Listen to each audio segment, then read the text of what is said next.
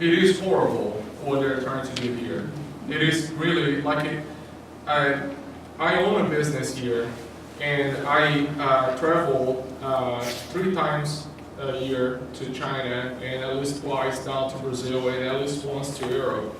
And you have like people around the world that all they think is like what can I do to get that kind of education? What can I do to get that kind of living, that we can get here, that, several folks cannot get, in other places. And, I lived through that. My parents had to work really hard to put myself, my brother, and my sister through a school system where their entire income, was to put us to go through, our high school. I actually went to a free college down in Brazil because if you get to the point where you take a test and you pass, then you get free education, but it's free college. But you have to be like on the upper 1%. So, you're talking about 260 million, and you only have like a 1%, of that going to free college. It was completely free, but we don't have that here. So you can offset that cost to send your kids to college by having them go through, high school, fully funded.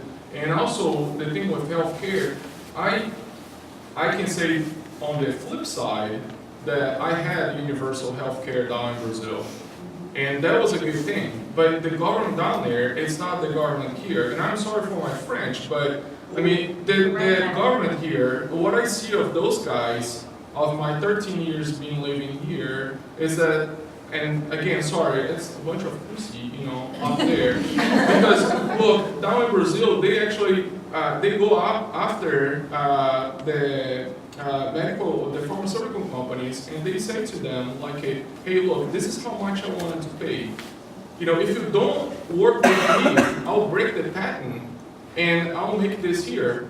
Roche Diagnostics didn't want to do, and several of the companies didn't want to do like a diabetes, HIV medicine, and others.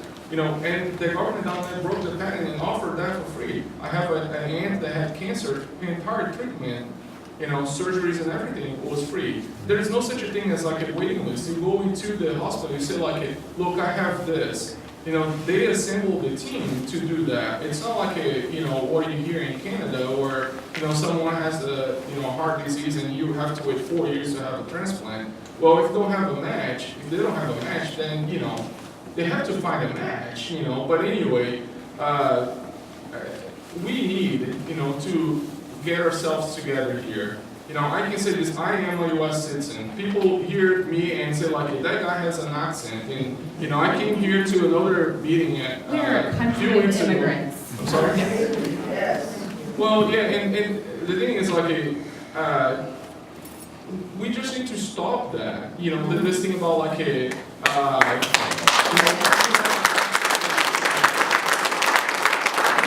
the end of the day, we are all the same. When we die, we all go to the same place. 7, whatever we call palms, under the earth, So that's one thing that we need to look at it. I voted for Hillary. I voted for Obama. Matter of fact, I became a citizen to vote for him in 2008 because I believe in him.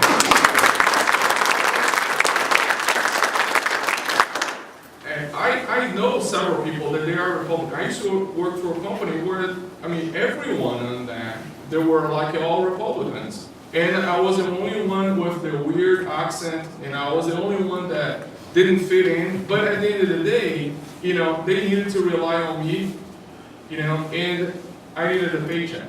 But I got to the point where I broke loose because, it just can take enough. Enough is enough, So, but anyway, we need to get together here. We need to go after folks like this. When you go vote, don't just press the Republican. Read all the 6 pages. Look at it. I go in and I know who I vote for.